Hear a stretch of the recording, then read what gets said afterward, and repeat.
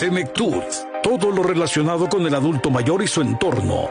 Acompáñanos a entender y conocer lo maravilloso del cuerpo humano en esta etapa de su vida.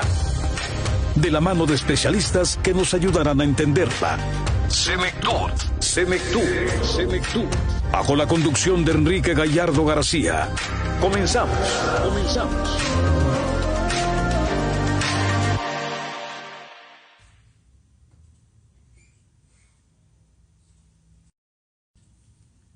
Hola, ¿qué tal? Muy buenos días, sean ustedes bienvenidos a Senectud, un programa dedicado a temas relacionados al envejecimiento, la vejez y la persona adulta mayor. Te saluda en este micrófono tu amigo y servidor Enrique Gallardo García y hoy abordaremos el tema sobre la neumología para la persona adulta mayor. Iniciamos. Saludo con mucho gusto a Yamil Vallejos, que está en la producción de este programa, y recordándote nuestras redes sociales, principalmente nuestro número WhatsApp, que es el teléfono 332-540-5737. Te lo repito, el número 332-540-5737. Nos puedes ver a través de Facebook. ¿Cómo es la dinámica? Ingresas al buscador de Facebook, pones la palabra Senectud Radio, me das un like o me gusta y en automático puedes ver esta entrevista, al igual de todo el contenido de Senectud Radio. También puedes seguirnos a través de nuestros canales oficiales como es YouTube, Spotify y el Instagram también como Senectud Radio. Nos sintonizas a través de www.livemxradio.com y para comentarnos del tema que te platiqué al inicio, neumología para la persona adulta mayor, se encuentra con nosotros el doctor Rubén Santoyo Ayala. Él es médico cirujano y partero, al igual con su especialidad en neumología. Doctor, muy buenos días y muchísimas gracias por estar aquí con nosotros en Senectud. Gracias, contento de que me hayan invitado para esta participación. Muy bien, doctor, pues muchas gracias nuevamente por aceptar y como mencionábamos, previamente a la entrevista, Senectud pues es un programa de todo tipo de temas jurídicos, psicológicos, saludables, especialidades médicas, etcétera, pero principalmente cuando hacemos la invitación a una especialidad médica, nos gustaría mucho que nos explicara, sobre nuestro sistema respiratorio, la anatomía, ¿sí? ¿En qué consiste, doctor? Adelante, bienvenido. Sí, principalmente, sobre todo para todos nuestros amigos que están en casa, que algunos estarán familiarizados, algunos otros no. Si hablamos del sistema respiratorio, nosotros diríamos que de la tráquea prácticamente está la base de la lengua y a un lado están faringe, laringe, cuerdas vocales, y de cuerdas vocales hacia abajo es el sistema respiratorio, lo que es los pulmones. ¿Por qué? Porque tenemos la tráquea, tenemos dos pulmones que por lo regular pesan alrededor de entre 500 y 600 miligramos cada uno, dependiendo si es hombre o mujer, estatura del paciente, si es niño, si es adulto, pero más o menos. Es muy frecuente que los pacientes digan, oiga, es que me duele el pulmón. El pulmón por sí no duele. Ustedes lo pueden presionar y es como si estuvieran presionando una esponja, que lo apachurran y a la hora de que sueltan es como la esponja vuelve a tomar su lugar. Entonces está dividido en el izquierdo, en el derecho.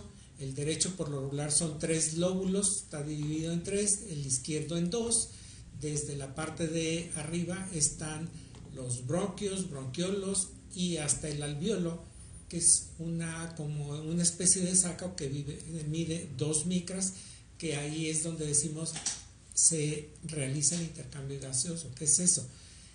Llega el oxígeno y de ahí sale el oxígeno. ¿Para qué? Pues para que nosotros estemos con buena oxigenación y poder hacer todas nuestras necesidades respiratorias. Así es, sobre todo me llama mucho la atención, doctor, esta parte también de como estos ejercicios, ¿no? Que se dice inspiración, expiración y sobre todo la parte del trabajo de los alvéolos, que es el intercambio gaseoso, ¿no? Nosotros respiramos oxígeno. Al respirarlo, exhalamos, se convierte en un dióxido de carbono. Pero principalmente, doctor, ¿cuáles serían los cambios en nuestro sistema respiratorio que ocurren durante el envejecimiento? Como usted mencionó ahorita al principio, va a ir variando si es niño, si es mujer, si es adulto. Claro, enfermedades que ya nos platicará, que hoy en día a la pandemia fue el COVID-19, pero hay otras enfermedades. Pero ¿cuáles serían estos cambios en nuestro sistema respiratorio que van a ocurrir durante el envejecimiento? Adelante. Bueno, por lo regular, esto a medida que pasa el tiempo, nuestros pulmones van a perder la capacidad sobre todo después de los 30 años, nosotros perdemos 30 mililitros por año. En los fumadores llega a ser 100 mililitros por año. Los pulmones, como están dentro, son una caja estéril donde ahí decimos estéril, no entran bacterias porque nuestro organismo, los macrófagos, son los que nos van a ayudar para ir destruyendo todos esos procesos infecciosos. Sin embargo, con el paso del tiempo, esos pulmones se van haciendo más susceptibles. Por eso decimos en los pacientes de la tercera edad, parte del tratamiento, yo les digo, es cuidar cambios bruscos de temperatura, nutrirse bien y sus medicamentos que están tomando de otras especialidades, porque va a ser más susceptible. ¿Por qué? Porque va a tener más factor de riesgo y va a depender de la edad. No es lo mismo un paciente de 30 años a un paciente 80, 90 años, que en la actualidad en la consulta externa, ahorita ya vemos más pacientes mayores y muchos de estos se encuentran en buen estado. Así es, y sobre todo esta parte también, ¿no?, que ahorita nos lo explicará, la parte o la gente que fuma mucho, o que también estuvo mucho expuesta con leña, ¿no? Yo creo que parte de las preguntas que usted hace en consulta externa o su equipo de trabajo es, ¿estuvo al contacto, estuvo expuesto con leña? Porque mucha gente mayor es de pueblo, hay que recordar, no todas, pero la mayoría, pues es gente, como dicen ellos, de rancho, de un pueblo donde su mamá cocinaba con leña, o que de niño pues era que inhalaba mucho este humo, ¿no? Este mal, dependiendo lo que se quemara. ¿Cuáles ahora sí, doctor, serían estas enfermedades del sistema respiratorio más comunes durante el envejecimiento? Podemos empezar, con un EPOC, si nos pudiera platicar, una enfermedad pulmonar obstructiva crónica. Adelante. Bueno, este es uno de los padecimientos más frecuentes, que en la actualidad ocuparía el tercer causa de mortalidad más frecuente por el tabaquismo. Sí. Ya decías que la gran mayoría sería complicaciones por el tabaquismo, sin embargo aún vemos gente expuesta al humo de tabaco. ¿Por qué? Porque el marido, los hijos fumaban. Sí. Y la enfermedad no se da a corto tiempo, eso se da a largo plazo. Okay. Es una enfermedad, el EPOC, que lo vemos alrededor de los 50 años para arriba. Uh-huh. En la actualidad, como ya la mujer y el hombre están fumando a edades más tempranas, sí tenemos pacientes contados, pero arriba de 40 años con la enfermedad. Esto va a depender, esos pacientes que fuman, que son de 40 años, va a depender también la cantidad. No es lo mismo que fume uno a gente que está fumando entre 2 y 3 cajetillas al día, gente joven que a corto tiempo, pues entonces son los que van a tener el problema de EPOC. La enfermedad del EPOC es una enfermedad tratable, prevenible, si la gente dejara fumar, aunque ya decían, se decía que de México al sur la mujer tiene EPOC por cocinar con leña. Así es. Pero la gran mayoría es por el humo del tabaco. No, y sobre todo esta parte que menciona, mucha gente me tocó a mí escuchar, ¿no? De yo no fumo, pero mi esposa sí, mis hijos sí. Te conviertes en un fumador pasivo porque estás inhalando lo que es el humo de tabaco. Y sobre todo el EPOC también, doctor, si me lo pudiera explicar, porque yo tenía este conocimiento, se puede convertir, que viene siendo una bronquitis y en un asma, ¿no? ¿O qué nos pudiera decir al respecto en ese sentido? Bueno, hay que primero diferenciar. Yo les digo, las enfermedades pulmonares todos van a ser similares. A todos les va a dar tos, les va a dar falta de aire, puede tener flema o no, y muchos de estos son así. En el caso del EPOC, les voy a decir también otro dato importante. Hay mayores de 65 años que tienen EPOC y que dicen, oiga, pero yo nunca fumé. Uh-huh. Porque un 6%, 7% de la población va a padecer EPOC por todos esos procesos infecciosos que tuvimos en el transcurso de nuestra vida, mal atendidos, porque te sientes mal, pues no fuiste al médico. A veces yo les digo, con y sin neumólogo te vas a componer. Y queda alguna secuelita que al final se comporta como un paciente con EPOC porque entrarían en ese 6 o 7%. Aquí es muy importante, cuando yo veo un paciente, lo que tengo que hacer es una pequeña historia clínica para ver los factores de riesgo que tenga. Si el paciente, digo, a lo mejor este paciente tiene 3, 4 veces esa sintomatología al año, pues entonces hay que ver si no es un paciente con asma, o en un paciente con EPOC, pues puede haber la enfermedad mixta EPOC-asma. En los pacientes mayores también ya decíamos que van a tener cierta falta de aire, tos con flema, también hay que descartarles que no vaya a ser una fibrosis pulmonar. Pulmonar, sí, en este sentido, el oxígeno también, ¿no? Cuando llega un paciente dependiendo del tipo de puntillas o una mascarilla con reservorio, y preguntar, pues ahora sí, a qué volumen o a cuánto se trae el tanque de oxígeno.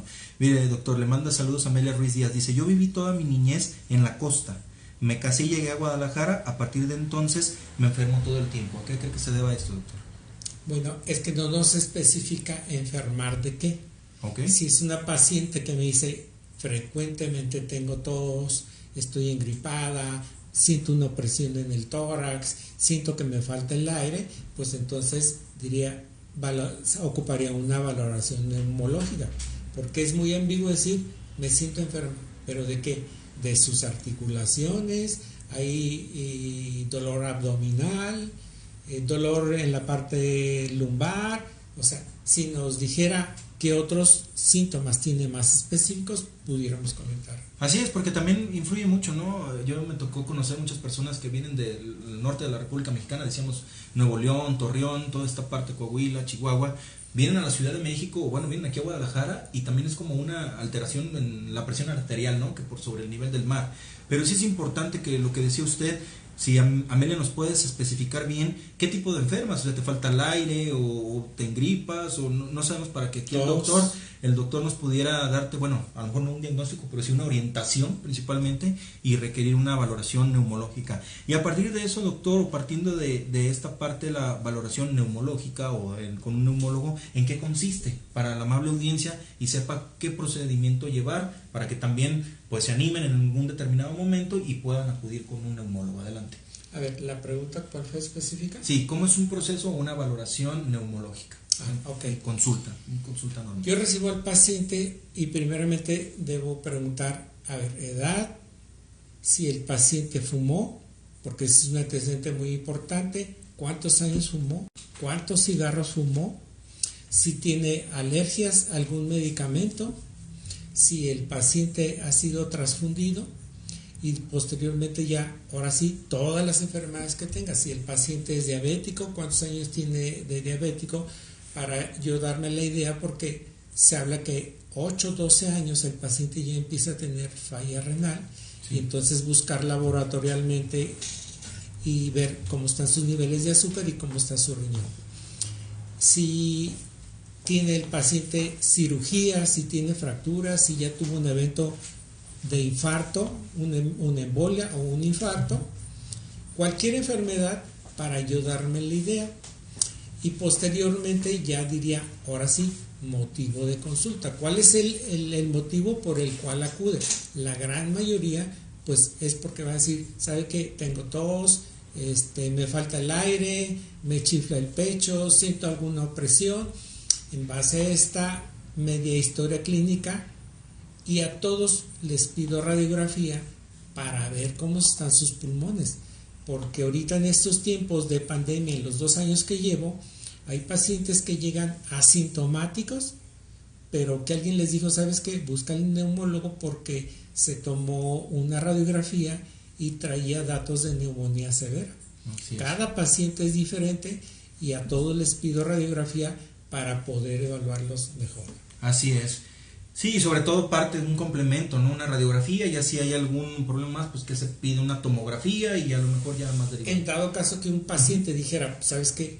Pinta para una fibrosis pulmonar, o le veo un nódulo, o le veo una tumoración, entonces ahora sí seguiría tomografía. No les pido de primera instancia tomografía por el costo. Así es. Una tomografía buscándole anda de entre los 1,500 a los 6,000 pesos. Sí.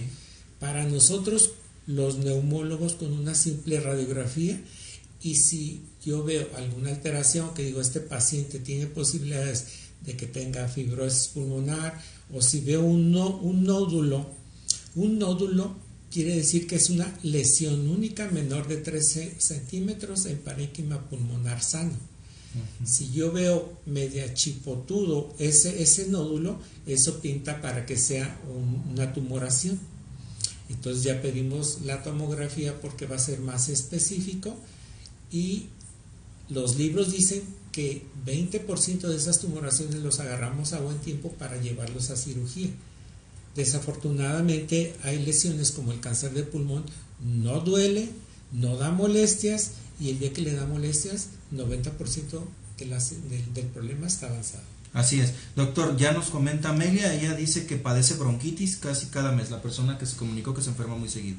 ¿Qué nos puede decir al respecto? Ok, de esta persona, muchas veces vemos la edad. ¿Qué tan frecuente en el transcurso del año, cuántos eventos lleva de que dijera, pues sí, presento tos, me falta el aire, tengo chiflidillo, siento opresión? Entre más frecuente sea, o a veces también decimos, oiga, es más con el calor, es más en tiempos de frío, en tiempos de lluvias, frentes fríos, y si la paciente dice sí, bueno, nos tendríamos que orientar a ver si esta paciente no tiene un problema de asma. Gente joven, alguien que tose y sin causa aparente, en gente joven hay que buscar o descartar que no tenga un asma. Perfecto. Carlos Jiménez, de 52 años, dice, yo padecí de un derrame pleural por bacteria que no supieron decirme cuál fue. ¿Cómo debo cuidarme?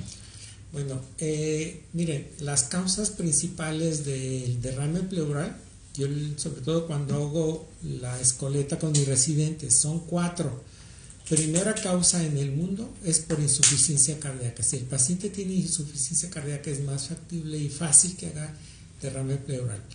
Número 2, infecciosa, ya sean neumonías, tuberculosis, son las que hacen derrame pleural. Número 3 son las neoplásicas. La número 1 es cáncer de pulmón, número 2 cáncer de mama, número 3 linfoma, que esos 3 son 70% que se encuentran, y un 30% son otras cosas. Y la causa 4 ya sería un 5 a 10% pacientes que están desnutridos, paciente con cirrosis, con fibrosis, con datos de fibrosis, y los de insuficiencia renal. Esos son muy frecuentes. Y hay otro que le decimos síndrome de Meigs en la mujer, es tumor de ovario, agua en la panza, pero agua también en el pulmón. La gran mayoría en estos pacientes pudo haber sido un cuadro gripal, hizo neumonía, 40% de las neumonías hacen derrame pleural, entonces se debe tratar como una neumonía. Y a veces los laboratorios, si hacemos cultivos, solo un 20% sale positivo y el 80% no. Así es. ¿Qué factores afectan el sistema respiratorio en la persona adulta mayor, doctor? Bueno, tenemos factores, por ejemplo, un paciente, ya decíamos, los factores de riesgo es la edad. Actualmente, por ejemplo, acabo de ver un paciente 88 años y lleva 70 años fumando. El paciente se ve súper bien, familiar de un médico interno que lo lleva a valoración por cardio. Después dice, no, pues sabes que viene de Zacatecas, aprovechando de una vez que te vea el neumólogo. Y el señor dice, no, ya me voy a ir después para la otra que venga. Total que lo convencen que lo valore yo. Y en la radiografía veo una nudulación, una bolita como de a 2 centímetros en el lado derecho del pulmón, y le digo, ¿no sabes qué? Pues yo diría, ahora sí, tómale la tomografía. ¿Por qué? Porque él tenía un factor de riesgo de 70 años fumando, está irritando, está con todas las más de 2000 toxinas que hay en los cigarros, y uno pensaría en eso, hay que descartarle un caso pulmonar. Efectivamente, el otro día le tomó la radiografía, era una lesión, ya un tumor pequeño, y pues ahí se recomendó pues investigar ¿Cuál de los 4 sabores les digo yo? Porque hay 4 tipos de pulmón y va dependiendo eso para que el oncólogo le dé tratamiento, en este caso quimioterapia. Pero entonces es edad, si factores de riesgo, si fumó o no fumó, si el paciente es diabético, si es hipertenso, si está muy gordito, porque se van juntando todos esos factores. Si tiene otras enfermedades como secuelas de eventos vasculares, si el paciente ya se infartó, porque todo eso va a influir en su enfermedad para que esté o sano o va a estar descompensado. Laura Sánchez, 67 años, dice: hace 3 meses me dio neumonía, no fue por COVID. ¿Cómo fortalezco mi sistema para no recaer o tener algún otro? Bueno, ahí es muy importante, ya decíamos, 1, nutrición. Si el paciente está bien nutrido, vamos a tener menos posibilidades de pescar algún proceso infeccioso. Entonces, cuidar los cambios bruscos de temperatura, ahorita que estamos en tiempos de calor, nada de que ponerse el ventilador a todo lo que da enfrente, los climas, aires acondicionados, porque ya vamos a ser más susceptibles. Calor, frío, frío, calor, eso nos va a descompensar y nos puede, vamos a iniciar como un cuadro bronquítico y una bronquitis mal cuidada. Pocos, pero llegan a cursar con una neumonía. Ahorita con eso del COVID hay muchos pacientes que me dicen: oiga doctor, que la vitamina C, que la D, que esta, que aquella. Yo no les doy vitaminas. Yo lo que les sugiero es que tenga una nutrición de calidad. ¿Qué es de calidad? Que usted coma sus frutas, sus verduras, sus lácteos y su proteína, la carnita, y con eso va a cubrir todo eso. No hay necesidad de estar comprando vitaminas y vitaminas y vitaminas. Habrá algunos casos que sí hay que agregarles cuando a lo mejor el paciente no come bien, porque el paciente tiene un evento vascular, está hemipléjico, no moviliza todas las extremidades, entonces a lo mejor ese lo nutro y sí le doy un complemento como vitaminas. Así es. Bueno, pues vamos a ir a una pausa. Les recuerdo el tema del día. Estamos hablando sobre neumología para la persona adulta mayor y para eso se encuentra con nosotros el doctor Rubén Santoyo Ayala.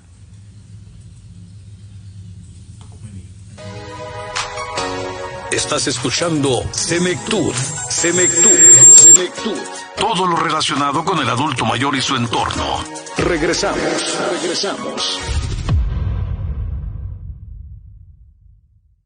¿Quieres conocer el maravilloso mundo de la gerontología? Te invitamos a nuestro taller de gerontología. Capacítate en temas relacionados al envejecimiento, vejez y persona adulta mayor. Aprende las técnicas de cuidados básicos a la persona adulta mayor, aspectos legales y valoración gerontológica integral. Impartido por el gerontólogo Enrique Gallardo García, capacitador externo por la Secretaría de Trabajo y Previsión Social. Taller de gerontología. Inscripciones abiertas. 3334-5229-47. Enrique-gerontólogo@hotmail.com.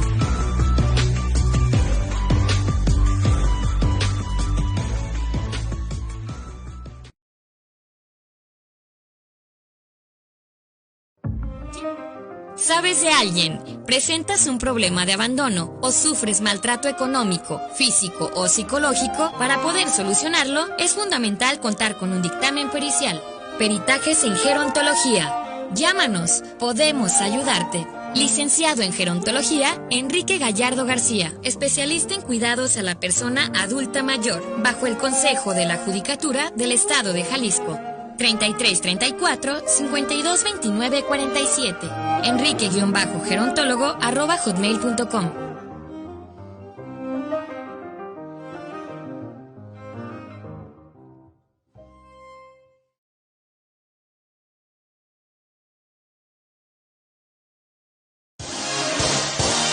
Continuamos con más de Senectud. A través de Live MX Radio. Estamos de regreso en Senectud, iniciando nuestro segundo bloque. Te recuerdo el tema del día. Estamos hablando sobre neumología para la persona adulta mayor y para eso se encuentra con nosotros el doctor Rubén Santoyo Ayala. Él es médico internista con una especialidad en neumología. Doctor, pues bueno, yo creo que nos daría mucho tiempo para hablar ahora de de mucho del COVID-19, la pandemia que surge a finales del 2019, inicia en 2020 a lo mejor aquí en México, y nos pregunta Enrique Muñiz, dice: felicidades por el programa, y dice: persona que tuvo COVID y afectó sus pulmones, ¿volverá a la normalidad ya usando oxígeno o será de por vida? ¿Qué nos puede responder? Bueno, aquí fíjense, hay una parte muy importante que yo lo veo en la consulta. Yo lo veo, y también parte de las preguntas que yo le hago en estos 2 años que ha habido de pandemia, 2 años ya casi medio, si el paciente tuvo COVID o no ha tenido, porque es importante ver si le dejó secuelas. Muchos de los pacientes dicen: tuve COVID, ¿te tomaron radiografía? No. ¿Y cómo estuviste? Estuve con oxígeno como 1 mes, como 2 meses, me fue muy mal, pero nunca tomaron una radiografía.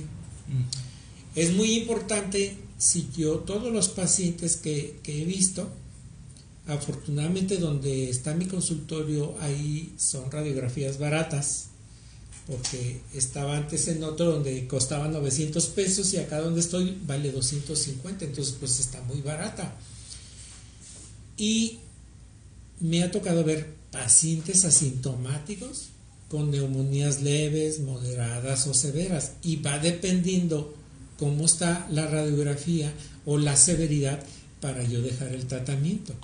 Entonces hay colegas que no tomaron radiografías y ahorita decíamos: oye, pues sigo utilizando oxígeno o no. Pues, ¿y cómo estuvo la neumonía? Pues no supe, porque pues desaturaba. Un paciente que esté menos de 88 ya debe de utilizar oxígeno. ¿Por qué? Porque no está oxigenando bien, y ocupamos que se oxigene bien para que nuestro corazón, nuestro cerebro, nuestros órganos vitales estén bien oxigenados. Pero un paciente que está arriba de 90, pues probablemente diríamos ya no ocupa. Pero hay pacientes que dicen: doctor, me movilizo de aquí al baño y desaturo, me agito mucho y al oxígeno. Entonces en esos pacientes hay que ver si realmente hoy actualmente tienen, o ya eso con medio de una radiografía, ver si dejó alguna secuela. Normalmente en las neumonías moderadas severas, la gran mayoría estuvo probablemente como 1 mes de oxígeno, después se retira. Allí yo le diría a esta persona, si su saturación está arriba de 90, pues diría que ya no ocupa oxígeno.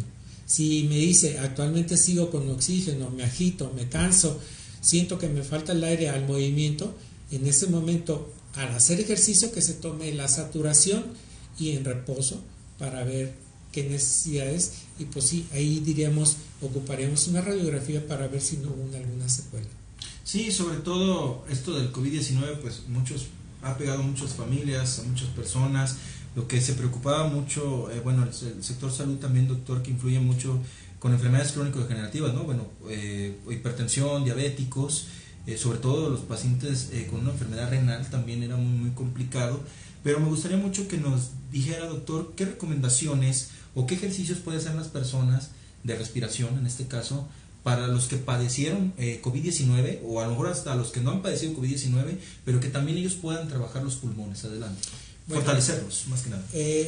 Sí es importante, de acuerdo a las recomendaciones que dio el Instituto Nacional de Enfermedades Respiratorias, un hospital prestigiado de México que es de puras enfermedades pulmonares. Ellos decían: todo paciente que tenga COVID hay que hacer rehabilitación. Yo les digo: pues sí, pero más en aquel paciente que tuvo una neumonía moderada o severa, porque el daño fue más importante. ¿Qué va a hacer? Pues cuando menos hay que comprar un espirómetro de incentivos, que es el clásico aparatito que tiene 3 pelotitas, con el cual nosotros vamos a hacer inspiraciones para fortalecer, para que nuestro pulmón tenga esa gran distensibilidad que tenemos a la hora de respirar y no tener tanto problema. Parte de la rehabilitación también son ejercicios respiratorios, que sería: tomo aire profundo y en el abdomen lo oprimo, o sea, que esté hacia adentro Porque en la parte inferior del pulmón está el diafragma, que es el principal músculo respiratorio.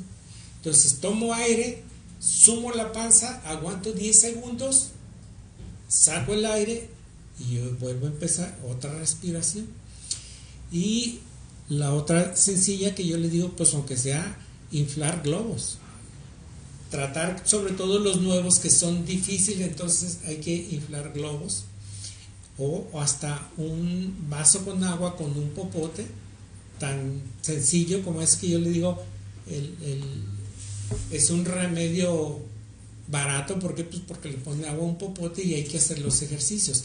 El más específico sería el espirómetro, que es el que vimos en pantalla, donde tiene 3 pelotitas, y hay que hacerlos 2-3 veces hasta que el paciente diga, ya puedo hacer inspiraciones profundas, puedo hacer expiraciones sin ningún problema. Entonces ese paciente ya está mejorando. Pero todos los pacientes con COVID hay que hacer rehabilitación. La pregunta que pueden decir muchos, ¿dónde se puede comprar este espirómetro? ¿En cualquier tienda que vende? Esas en cualquier farmacia. Uh-huh. Antes eran medio, que son baratos, eran baratos, 400 pesos, actualmente andan entre los 200, 250 pesos, son muy baratos. Bien, doctor, nos preguntan por acá, bueno, tenía una pregunta acá por el Facebook, ya se me perdió, pero sí alcancé a ver qué era. Cuando hay un paciente a lo mejor intubado, ¿sí? Y ya ve que son con COVID-19 y se llama lo que es la pronación, ¿qué tipo de ejercicios usted recomienda, ¿sí? Para que pueda elevar también la saturación? Porque yo recuerdo, bueno, a mí me tocó, yo soy camillero en el IMSS, o sea, soy trabajador IMSS, y me acuerdo que nos decían, vamos a pronar al paciente, ponerlo boca abajo. ¿Qué otro tipo de posiciones también en cama o en pacientes con una intubación o con tubo, como le llamamos, se debe de hacer o qué nos recomienda al respecto? Adelante. Bueno, esto sobre todo en aquellos pacientes que tienen un problema, neumonías moderadas severas, que están desaturando, se observó que al estar pronados o al estar boca abajo, el paciente tenía una mejor saturación. Por eso muchos pacientes, cuando al principio del COVID, que decíamos no era una enfermedad no conocida para nosotros, el tratamiento es controvertido porque yo puedo dejar uno, otro médico deja a otro. Ya actualmente, después de 2 años y medio, hemos aprendido, pero vimos que ese paciente intubado quiere decir que tuvo un proceso neumónico severo. Cuando radiográficamente la afección es más de 75%, la saturación bajaba, que encontrábamos pacientes con 60 y tantos, 50 y tantos, decíamos, ese paciente no se va a mejorar, y a veces decíamos, vamos a proteger la vía aérea, prefiero intubarte mientras mejoras y no dejarte así, después córrele porque caíste en paro y probablemente te complicaste y falleciste, siempre y cuando también los familiares quisieran. Ahí tuvimos un montón de pacientes que decían, no quiero intubación, que les decíamos, pero mire que nomás va a ser poquito, que esto, no y no. No, y sobre todo algo complicado y una difícil decisión, porque a lo mejor también el paciente sí quería, los familiares no, o viceversa, pero muchas veces el estar intubado, pues sí implica ciertos cuidados, el riesgo, pero a veces con la intención de mejorar, porque sí hay gente que está intubada, la desextuban o se quita lo que viene siendo el tubo o estar intubado y pues bueno, vuelve a la normalidad. Claro, puede haber alguna secuela como todo, pues el tubo, o sea, pero principalmente pues es por su bien, ¿no? O sea, la intención es cuidarlo y que también pues no ayude a la ventilación mecánica, porque muchas veces es complicado. Sí, algunos pacientes los intubamos y 2-3 días los extubamos, algunos sí tomaban más tiempo porque el pulmón estaba muy dañado. Entonces sí era importante, y cuando vemos así, pues nosotros le explicamos al paciente cuando esté en condiciones, y si no está en condiciones, pues para el familiar, y decirle cuáles son las probables complicaciones y por qué lo queremos intubar. Doctor, nos preguntan también por acá que cómo se produce o por qué se da o se dice esto de agua en los pulmones, lo que mencionaba hace rato. Bueno, nosotros producimos agua en el pulmón alrededor de 20-30 mililitros, porque tenemos 2 capas que serían la pleura, y ese líquido es es como un aceitito que a la hora que yo inspiro no me cause ninguna molestia como dolor. Ya decíamos que principalmente las neumonías se desarrolla un 40% de neumonías hacia el pulmón, agua en el pulmón, pero eso se va a desarrollar secundario a algún otro problema.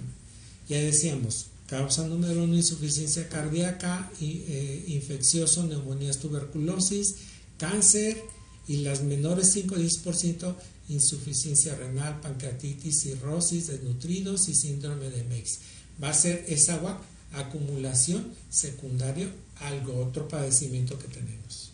Entonces hay que resolver el problema para que se vaya quitando o reabsorbiendo el líquido. Va a depender la cantidad.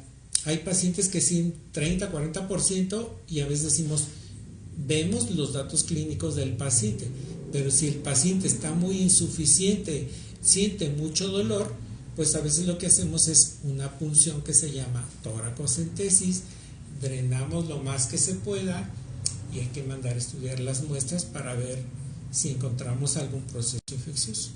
Bien, doctor, pues ya casi entrando a recta final, ¿cuáles serían algunos tratamientos, bueno, sí, tanto farmacológicos principalmente, para atender problemas del sistema respiratorio?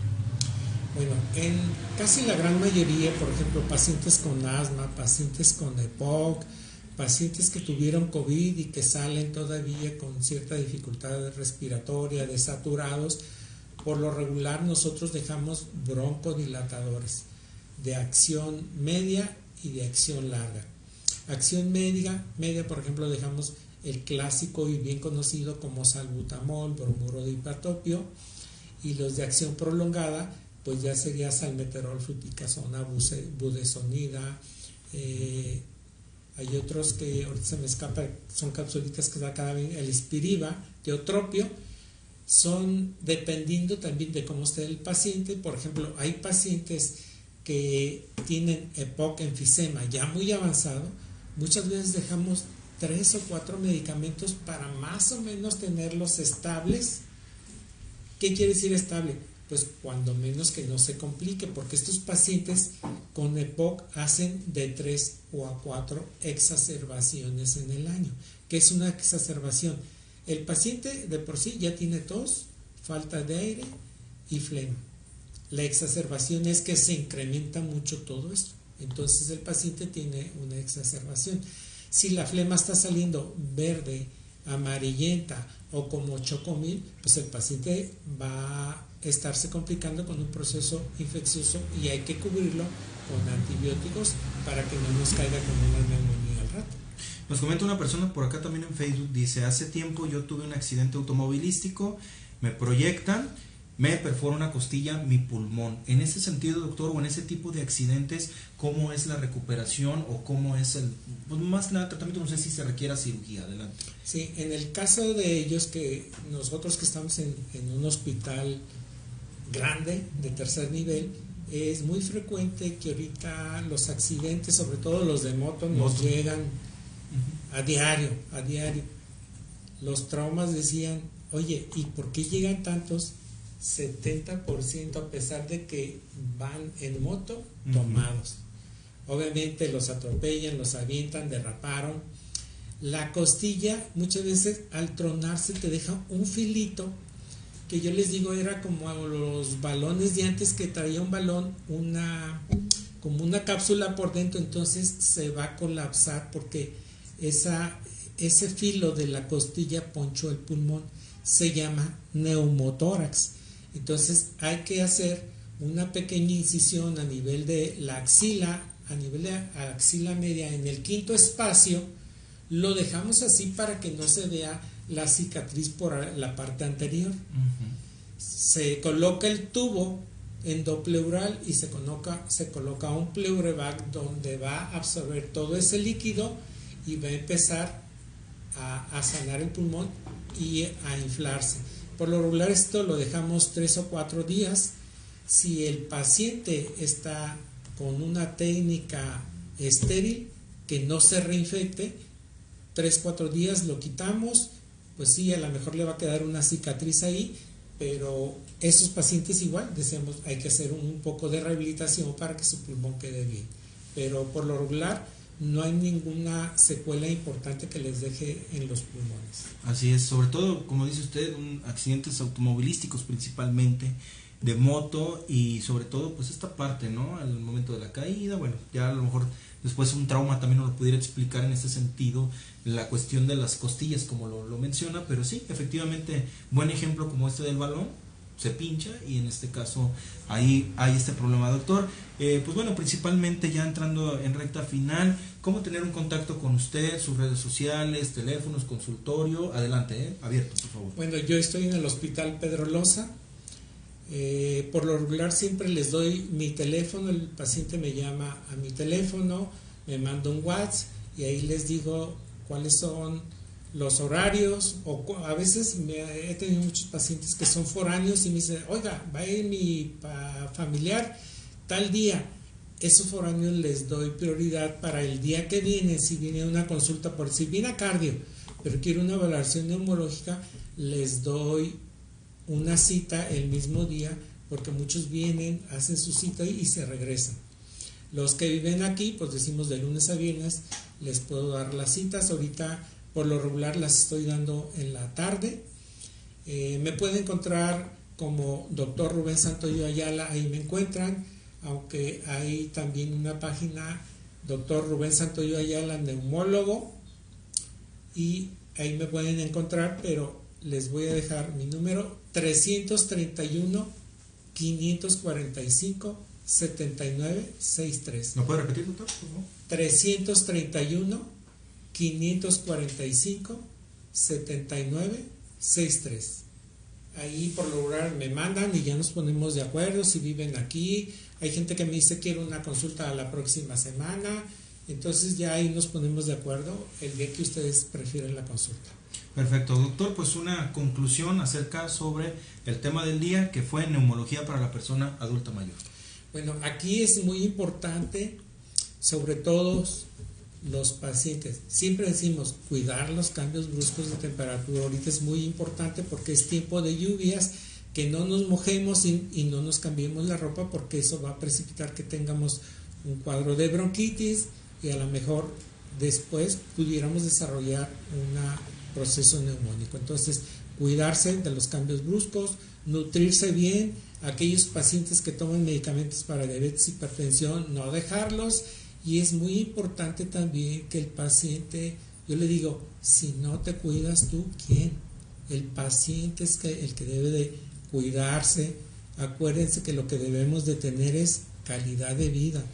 A mí, ¿para qué me sirve tener 80, 90 años si entro y salgo al hospital, estoy bien mal, me tienen que bañar, me tienen que dar de comer? Es calidad de vida. Y eso lo vamos a hacer nosotros. Pero esta calidad de vida, yo les digo, viene desde nuestra juventud para el día que lleguemos a la tercera edad. Si nos llega, entonces hay que estar en buenas condiciones. Hay que cuidarse. Muy bien, hacemos entrega de su reconocimiento. La Asociación Nacional de Locutores de México, AC, otorga el siguiente reconocimiento a Dr. Rubén Santoyo Ayala por haber participado en el programa Senectud con el tema Neumología para la persona adulta mayor. Viene la firma de nuestro productor general Héctor Yamil Hernández Vallejo y su servidor Enrique Gallardo García, conductor del programa. Pues muchas gracias por haberme invitado y esperemos que no sea la primera. Para nuestros amigos, pues gracias por haber estado aquí escuchándonos y también haciendo preguntas.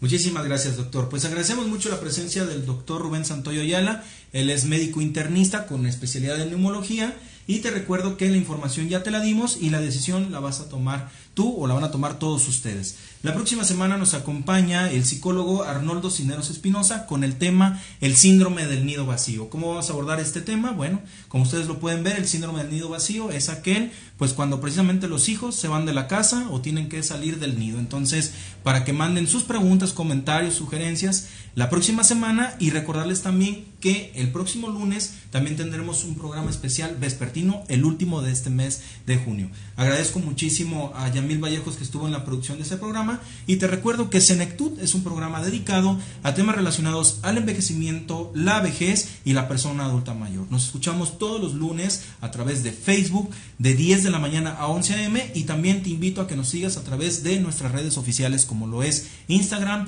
el canal de YouTube y la plataforma de Spotify. Que tengan un excelente inicio de semana y te recuerdo mi nombre, Enrique Gallardo García. Hasta la próxima.